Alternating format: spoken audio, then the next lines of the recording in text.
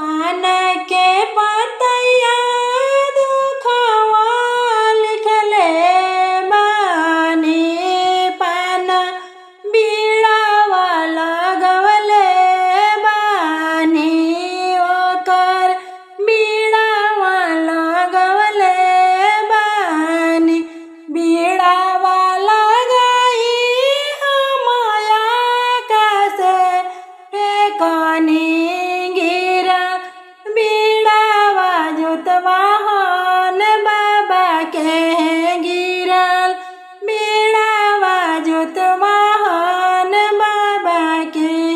बीड़ावा खोलिलन जोतवाहन बाबा, कवन संकट तोहार पड़ले, कवन संकट